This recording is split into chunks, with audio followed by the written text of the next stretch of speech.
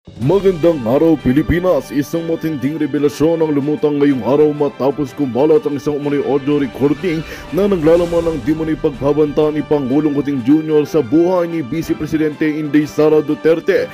Ang nasabing audio ay mabilis na nag-viral sa social media at nagdulot ng matinding usapin sa publiko. Sa audio recording na wala pang kumpirmasyon kung tunay o hindi, maririnig umano ang boses na tinutukoy bilang si Pangulong Kuting na nagbibigay ng sensyonadong babala kay VP Sara kaugnay sa mga isyong politikal at di umano'y hidwaan sa pagitan ng kanilang mga kampo. Ayon sa ilang eksperto, kung mapapatunayang totoo ang audio, maaaring itong magdulot ng malalim na epekto sa kasalukuyang administrasyon at sa unti-unting lumalalim na tensyon sa pagitan ng mga Marcos at Duterte. Habang ngayon ay wala pang opisyal na pahayag mula kina Pangulong Kuting at Vice Presidente Inday Sara ukol sa isyu. Samantala, nananawagan ng taong bayan para sa agarang imbestigasyon upang malaman ang katotohanan sa likod ng controversial na audio. At yan ang balitang ating pagkakatutukan. Ngunit bago ang lahat, siguraduhin mag-subscribe at i-hit ang notification bell para sa patuloy na pagtutok sa mga sulyap ng bagong balita sa tunay na boses ng masa.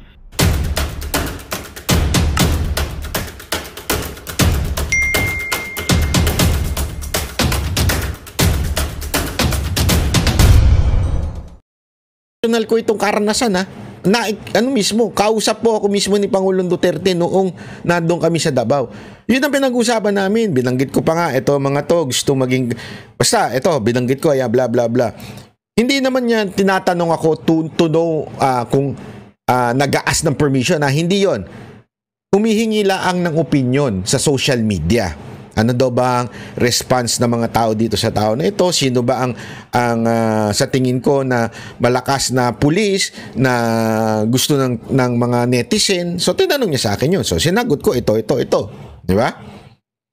Kaya no wonder, hindi na ako nagtaka nung sinabi ni Pangulong Duterte si Honasan at si Kerubin. Bakit kanyo? Kasi out of principle, not out of strategy. Strategy, di sana kumuha na lang siya ng nandun sa malapit. Diba? Ang dami niyang pwedeng kunin doon sa 14 and 15. Bakit kinuha niya police? Not police. Retired military. Kasi nga, ever since, yun talaga ang gusto niya. Aside from lawyers, ang gusto niyang maging senador, ang gusto niya rin niya yung mga retired military officers. Kasi naniniwala siya sa paninindigan nitong mga to. That's the truth. And it's not out of strategy tulad na sinasabi ng mga ugok dyan. So malinaw po, 10+2, yan ang kahilingan ni Pangulong Duterte. At yung dalawang yun, si Honasan at si Kerubin. Tuloy. Ano pa yung offensive measure? Countered Duterte disinformation about drug war, smuggling, private military. Ka-counter daw yung disinformation. Siyempre, ang sinasabi na naman nila dito, ika-counter nila yung mga vloggers. Ito pa yung upcoming strategy. Ito napaka-ano nito, panoorin natin to, napaka-importante nito. Expedite impeachment process in Senate. Leverage FLR with SP Cheese. Sino kaya tong FLR na to? Leverage FLR? FLR? I-comment nyo nga kung sino yung lintik na FLR na yan. With Senate President Cheese. Nako po. Pabilisin ng proseso. Ayan, Lower ratings of Duterte allied candidates following his arrest. Kaya sabi ko nga sa inyo, yung survey, pwede hong gawa-gawa yan. Bakit? Kasi nakalagay na dito, ito yung mga planong pa nila, hindi pa na nangyayari. Yung una ko sinabi, nangyari na.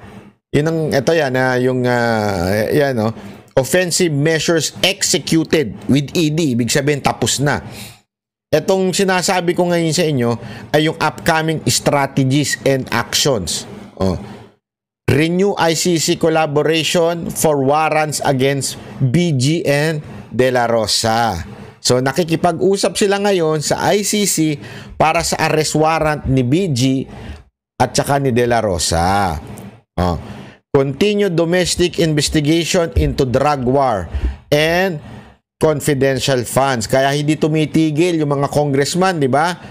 Imantakin mo, nangangampanya na sila, paulit-ulit pa rin nilang sinasabi yung confidential funds. File criminal charges against Duterte, Pulong, BG, De La Rosa, seek their disqualification via COMELEC. So, hahanap sila ng way para ma-disqualify itong mga to. No, grabe, no? Ito matindi.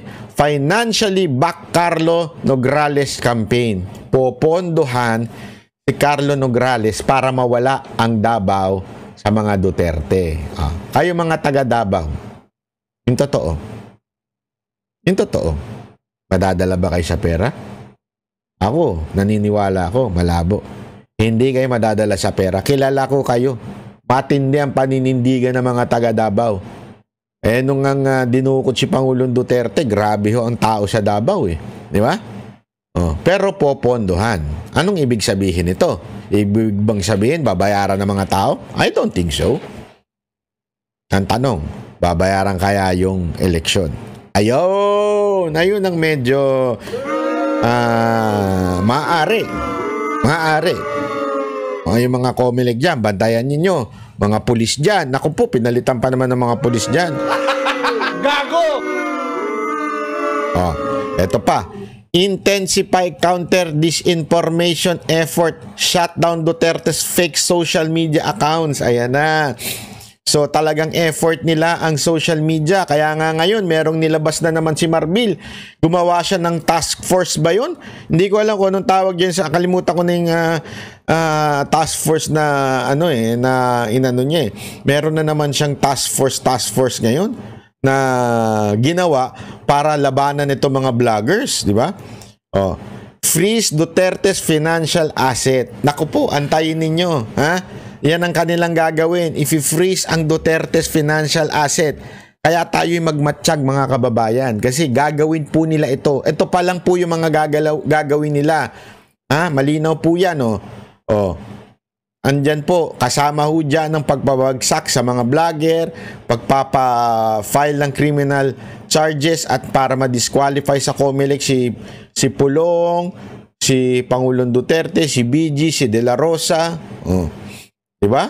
Andyan, baka siguro pati si dyan, isama dyan si Paste hindi lang binanggit dito Pero Duterte kasi, itong si Carlo Nograles, popondohan, ang issue pagdating sa social media, naku po, ayan na talaga mga kababayan, malupit po talaga itong ginagawa nila. Alam mo mga kababayan, kaya nga meron ako sa inyong sasabihin Ito una, naalala nyo yung kay Tam Bunting, Congressman Tam Bunting sa distrikto.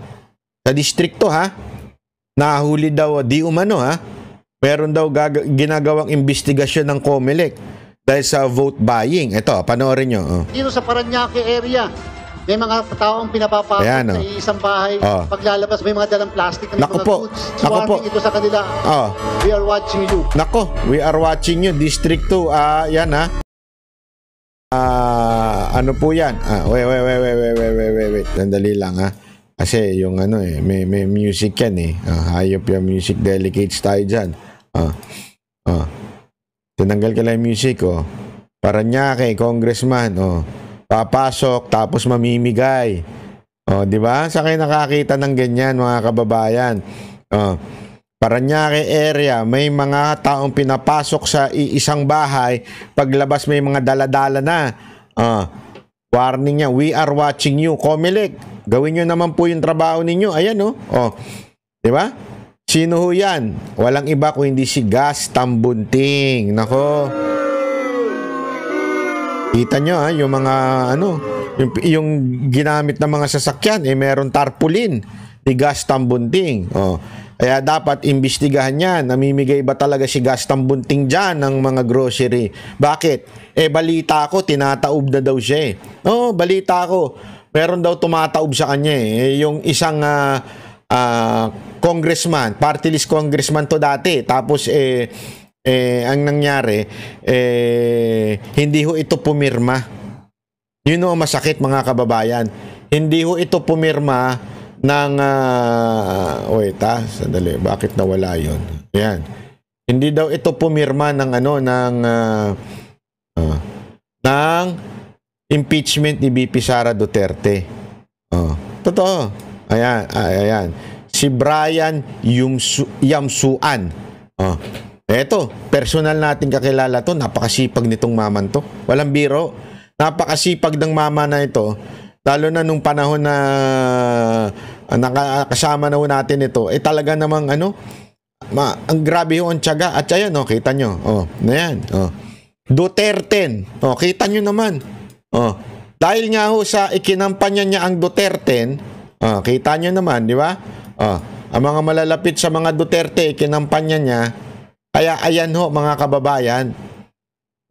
Siya po ay ino-operate na din ng kalaban Kaya, ayan, di ba?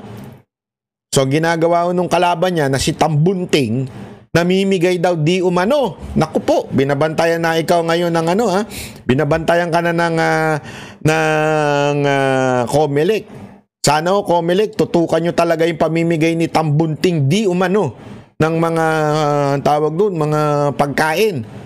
Pero mga kababayan, tanggapin nyo yan. Bakit? Sa inyong galing yan Hindi naman sa kanya galing yan Pera ng taong bayan yan. Tanggapin nyo yan. Kunin nyo yan, di ba? Kunin nyo yung pera ng taong bayan, tapos sa inyo yan. Pero ang iboto ninyo, etong si Brian Yamsuan. Nanindigan ito sa Pangulong Duterte. Hindi ito pumirma. Ayan grabe Hindi ito pumirma sa impeachment ni VP Sara Duterte. Bago po.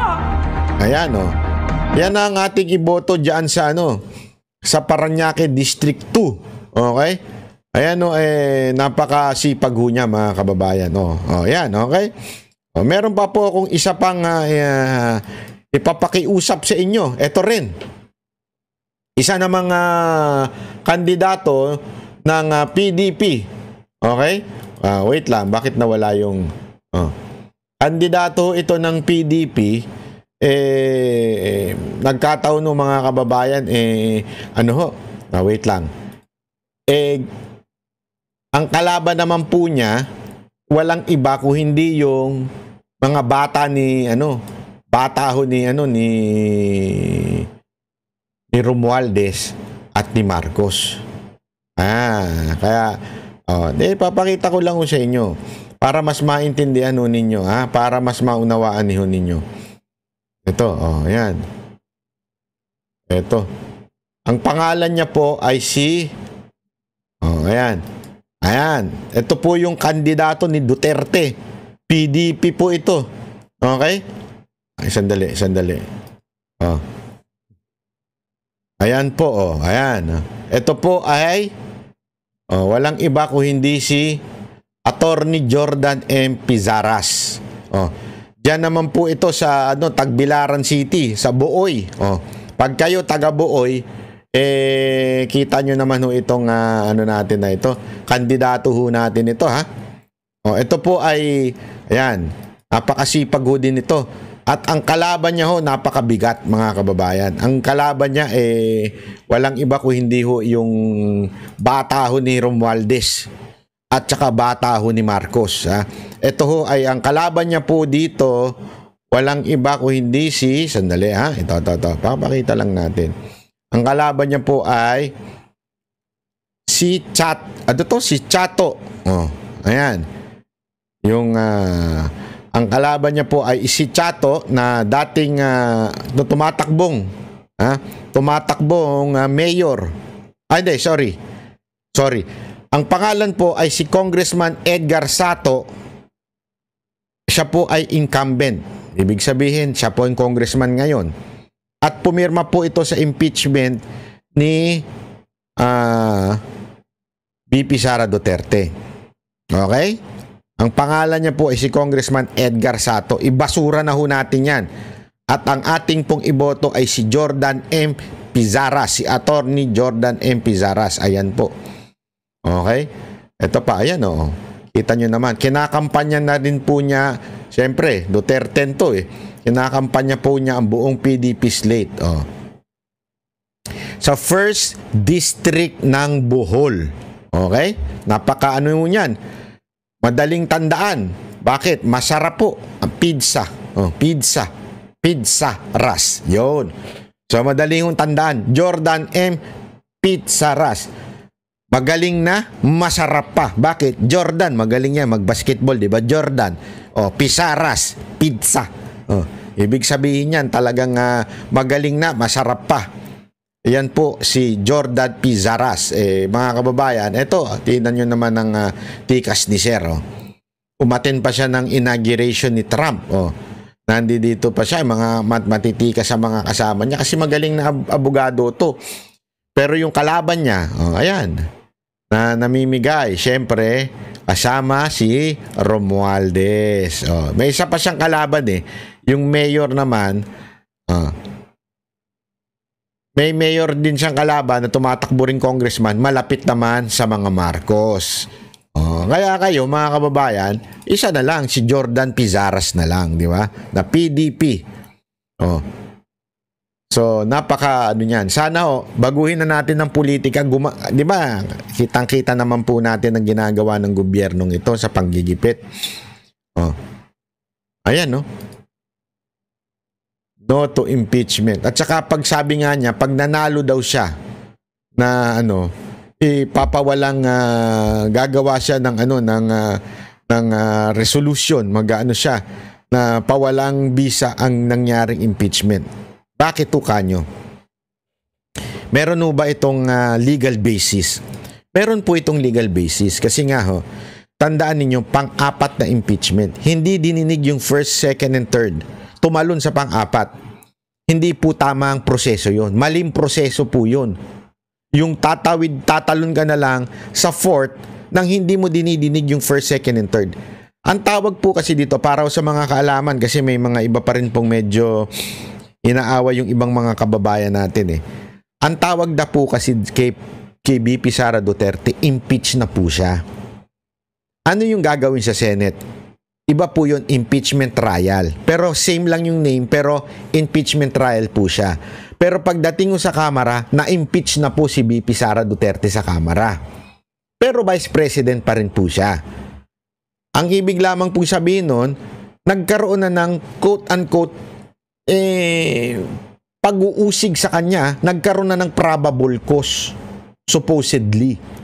Ang problema nga, ito, bakit tumalon doon sa pang-apat? May naunang 3 na impeachment. Bakit hindi dininig yun at pang-apat kagad ang dininig? Doon pa lang may mali ng due process. Pangalawa, hindi din pinakinggan o tinanong man lang ang kampo ni VP Sara Duterte. Minadali yung impeachment. Inihabol sa 2025 election para masira nila si VP. Kabaligtaran na nangyari. Umangat lalo si BP dahil doon. Nakita nyo naman yung ratings umangat. Akala nila babagsak ang ratings ni Vice President nung inimpeach. Pero lalong umangat. Tapos, sa kasinungalingan nila, mas gusto daw ng taong bayan na managot si BP Sara Duterte sa confidential funds. Kung mas gusto ng taong bayan yun, bakit aangat ang kanyang ratings? Kasi nga po, yung mga propaganda na sinasabi ni Aling Claire, puro fake news po yun. Kaya umangat nga ang ratings, ibig sabihin, mas may tiwala pa sila ngayon. Bumagsak si Marcos at si Romualdez at si Senate President Escudero, bumagsak din. Doon pa lang malalaman mo na yung mga taong bayan nagagalit sa ginagawa kay VP Sara Duterte. Pantakin mo. Sabi ko nga sa inyo, una, may mali ng pagtalon bigla doon sa fourth impeachment. Tapos, ito pang ginawang hindi man lang dininig. Dapat pinatawag ho siya, di ba, doon sa departamento na kung saan department ang dinidinig yung trial supposedly doon sa Kamara. Hindi rin po. So ano ibig lamang pong sabihin? May problema talaga. Kaya tama po yung sinabi ni Sir, ni Attorney Matikas Jordan M. Pizarras. Tama yung kanyang sinabi na pag siya ay nanalo bilang congressman, papawalang visa niya. Ipopropose niya, magkakaroon siya ng, magpapasa siya ng resolution na kung saan pawalang visa po yung impeachment ni Vice President Sara Duterte. Kung palakpakan natin, buti may mga naninindigan pang ganito, Hindi, alam nyo mga kababayan, mahirap manindigan ngayon. Maniwala kayo, gigipitin talaga ng gobyernong to pag nanindigan ka sa katotohanan. Kaya dapat sinusuportahan natin yung mga ganitong tao. Si Brian Yamsuan ng District 2 dyan sa Parañaque, at sa Bohol naman etong si walang iba kung hindi itong napakatikas na si Sir Jordan Pizaras. Siya naman po ay sa sa 1st District ng Bohol. So ayan mga kababayan, tulungan natin sila kasi mahirap po manindigan para sa tama, pero ginagawa ho nila para sa bayan. So tayo namang mga Pilipino, sumuporta tayo. Okay po. Maraming salamat po. Huwag mong kakalimutan mag-share and mag-like. Kausap po ako mismo ni Pangulong Duterte noong nandun kami sa Davao. Yun ang pinag-usapan namin. Binanggit ko pa ito mga to. Gusto maging basta ito binanggit ko bla bla bla. Hindi naman yan tinatanong ako to know kung nag-aas ng permission. Hindi yon. Humihingi lang ng opinion sa social media. Ano daw ba ang response ng mga tao dito sa tao na ito? Sino ba ang sa tingin ko na malakas na pulis na gusto ng mga netizen? So tinanong niya sa akin yun. So sinagot ko ito. Di ba? Kaya no wonder, hindi na ako nagtaka nung sinabi ni Pangulong Duterte si Honasan at si Kerubin. Bakit kanyo? Kasi out of principle, not out of strategy. Strategy, di sana kumuha na lang siya ng nandun sa malapit. Diba? Ang dami niyang pwedeng kunin doon sa 14 and 15. Bakit kinuha niya police? Sorry, not police. Retired military. Kasi nga, ever since, yun talaga ang gusto niya. Aside from lawyers, ang gusto niyang maging senador. Ang gusto niya yung mga retired military officers. Kasi naniniwala siya sa paninindigan nitong mga to. That's the truth. And it's not out of strategy tulad na sinasabi ng mga ugok dyan. So malinaw po, 10+2, yan ang kahilingan ni Pangulong Duterte. At yung dalawang yun, si Honasan at si Kerubin. Tuloy. Ano pa yung offensive measure? Countered Duterte disinformation about drug war, smuggling, private military. Ka-counter daw yung disinformation. Siyempre, ang sinasabi na naman nila dito, ika-counter nila yung mga vloggers. Ito pa yung upcoming strategy. Ito napaka-ano nito. Panoorin natin to. Napaka-importante nito. Expedite impeachment process in Senate. Leverage FLR with SP Cheese. Sino kaya tong FLR na to? Leverage FLR? FLR? I-comment nyo nga kung sino yung lintik na FLR na yan. With Senate President Cheese. Nako po. Pabilisin ng proseso. Ayan, Lower ratings of Duterte allied candidates following his arrest. Kaya sabi ko nga sa inyo, yung survey, pwede hong gawa-gawa yan. Bakit? Kasi nakalagay na dito, ito yung mga planong pa nila, hindi pa na nangyayari. Yung una ko sinabi, nangyari na. Offensive measures executed with ED, ibig sabihin tapos na. Itong sinasabi ko ngayon sa inyo ay yung upcoming strategies and actions. Renew ICC collaboration for warrants against BG and De La Rosa. So nakikipag-usap sila ngayon sa ICC para sa arrest warrant ni BG at saka ni De La Rosa. Continue domestic investigation into drug war and confidential funds. Kaya hindi tumitigil yung mga congressman, di ba? Imantakin mo, nangangampanya na sila. Paulit-ulit pa rin nilang sinasabi yung confidential funds. file criminal charges against Duterte, Pulong, BG, De La Rosa, seek their disqualification via COMELEC. So, hahanap sila ng way para ma-disqualify itong mga to. No, grabe, no? Ito matindi. Financially back Carlo Nograles campaign. Popondohan si Carlo Nograles para mawala ang Davao sa mga Duterte. Kayo mga taga Davao, yung totoo. Yung totoo. Madadala ba kayo sa pera? Ako, naniniwala ako, malabo. Hindi kayo madadala sa pera. Kilala ko kayo.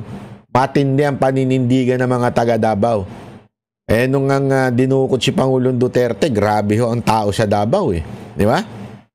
Pero popondohan. Anong ibig sabihin ito? Ibig bang sabihin, babayaran ng mga tao? I don't think so. Ang tanong, babayaran kaya yung eleksyon? Ayun ang medyo maaari. Yung mga COMELEC dyan, bantayan ninyo. Mga pulis dyan. Naku po, pinalitan pa naman ng mga pulis dyan. Gago! Eto pa. Intensify counter disinformation effort. Shut down Duterte's fake social media accounts. Ayan na. So talagang effort nila ang social media. Kaya nga ngayon merong nilabas na naman si Marbil. Gumawa siya ng task force ba yun? Hindi ko alam kung anong tawag yan. Kalimutan ko na yung task force na na inano niya eh. Meron na naman siyang task force ngayon na ginawa para labanan itong mga vloggers, di ba? Freeze Duterte's financial asset. Naku po, antayin ninyo, ha? Yan ang kanilang gagawin. If you freeze ang Duterte's financial asset, kaya tayo'y magmatsyag mga kababayan. Kasi gagawin po nila ito. Ito pa lang po yung mga gagawin nila. Malinaw po yan, andyan po, kasama ho dyan ng pagbabagsak sa mga vlogger, pagpapa-file ng criminal charges at para ma-disqualify sa COMELEC si Pulong, si Pangulong Duterte, si BG, si De La Rosa. Diba? Andyan, baka siguro pati si dyan, isama dyan si Paste hindi lang binanggit dito Pero Duterte kasi, itong si Carlo Nograles, popondohan. Ang issue pagdating sa social media, naku po, ayan na talaga mga kababayan. Malupit po talaga itong ginagawa nila. Alam mo mga kababayan, kaya nga meron ako sa inyong sasabihin Ito una, naalala nyo yung kay Tambunting, Congressman Tambunting sa distrikto. Sa distrikto nahuli daw di umano meron daw ginagawang investigasyon ng COMELEC dahil sa vote buying. Ito, panoorin nyo. Dito sa Parañaque area, may mga taong pinapapasok sa isang bahay. Paglalabas, may mga dalang plastic na mga goods. Swarming ito sa kanila. We are watching you. Nako, we are watching you. District 2, yan ano po yan? Wait. Sandali lang Kasi yung may music yan hayop yung music delegates tayo dyan. Tinanggal ka lang yung music, Parañaque, congressman, papasok, tapos mamimigay. Di ba? Sa kayo nakakita ng ganyan, mga kababayan. Parañaque area, may mga taong pinapasok sa isang bahay, paglabas may mga daladala na. Warning niya, we are watching you. COMELEC, gawin nyo naman po yung trabaho ninyo. Ayan, di ba? Sino ho yan? Walang iba kung hindi si Gas Tambunting. Nako.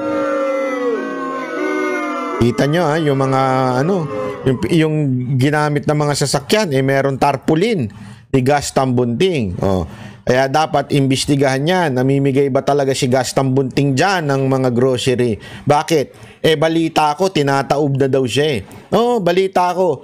Meron daw tumataob sa kanya yung isang congressman, party list congressman to dati. Tapos ang nangyari hindi ho ito pumirma. Yun ang masakit mga kababayan. Hindi ho ito pumirma ng wait sandali, bakit nawala yun? Yan. Hindi daw ito pumirma ng ng impeachment ni BP Sara Duterte. Totoo. Ayan. Si Brian Yamsuan. Oh. Eto, personal natin kakilala to. Napakasipag nitong maman to. Walang biro. Napakasipag ng mama na ito. Lalo na nung panahon na nakasama na natin ito. Talaga namang ang grabe yung tiyaga. At ayan, kita nyo. Na yan. Duterte. Kita nyo naman. Dahil nga sa ikinampanya niya ang Duterte, kita nyo naman, di ba? Ang mga malalapit sa mga Duterte, ikinampanya niya. Kaya ayan mga kababayan. Siya po ay ino-operate na din ng kalaban Kaya, ayan, di ba? So, ginagawa nung kalaban niya na si Tambunting, namimigay daw di umano. Naku po, binabantayan na ikaw ngayon ng binabantayan ka na ng Comelec. Sana Comelec, tutukan nyo talaga yung pamimigay ni Tambunting di umano ng mga tawag doon, mga pagkain. Pero mga kababayan, tanggapin nyo yan. Bakit? Sa inyong galing yan Hindi naman sa kanya galing yan Pera ng taong bayan yan. Tanggapin nyo yan. Kunin nyo yan, di ba? Kunin nyo yung pera ng taong bayan, tapos sa inyo yan. Pero ang iboto ninyo, etong si Brian Yamsuan. Nanindigan ito sa Pangulong Duterte. Hindi ito pumirma. Ayan grabe Hindi ito pumirma sa impeachment ni BP Sara Duterte. Bago po. Ayan Yan ang ating iboto diyan sa sa Parañaque District 2. Okay? Ayan napakasipag niya mga kababayan. Yan, okay? Meron pa po akong isa pang ipapakiusap sa inyo. Ito rin. Isa na mga kandidato ng PDP. Okay? Wait lang, bakit nawala yung kandidato ito ng PDP? Nagkataon ng mga kababayan wait lang. Ang kalaban naman po niya walang iba kung hindi yung mga bata ni Romualdez at ni Marcos. Kaya papakita ko lang sa inyo para mas maintindihan ninyo, para mas maunawaan ninyo. Ito, ayan. Ito. Ang pangalan niya po ay ayan. Ayan. Ito po yung kandidato ni Duterte. PDP po ito. Okay? Sandali. Ayan po, ayan. Ito po ay walang iba kung hindi si Attorney Jordan M. Pizaras. Diyan naman po ito sa Tagbilaran City, sa Buoy. Pag kayo taga Buoy, kita nyo naman itong natin na ito. Kandidato natin ito, ito po ay ayan, napakasipag din ito. At ang kalaban niya napakabigat mga kababayan. Ang kalaban niya walang iba kung hindi yung bata ni Romualdez at saka bata ni Marcos. Ito ay ang kalaban niya po dito, walang iba kung hindi sandali ito. Papakita lang natin. Ang kalaban niya po ay si Chato. Ayan. Yung ang kalaban niya po ay si Chato na dating tumatakbong mayor. Hindi, sorry. Ang pangalan po ay si Congressman Edgar Sato. Siya po ay incumbent. Ibig sabihin, siya po ang congressman ngayon. At pumirma po ito sa impeachment ni BP Sara Duterte. Okay? Ang pangalan niya po ay si Congressman Edgar Sato. Ibasura na natin yan. At ang ating pong iboto ay si Jordan M. Pizaras. Si Attorney Jordan M. Pizaras. Ayan po. Okay? Ito pa, ayan Kita nyo naman. Kinakampanya na din po niya, siyempre, Duterte to Kinakampanya po niya ang buong PDP slate. Sa first district ng Bohol. Okay? Napaka yan. Madaling tandaan. Magandang balita ang hatid namin sa inyo ngayong araw. Sa pagtatapos ng aming balitaan, nagbigay kami ng mga mahalagang impormasyon.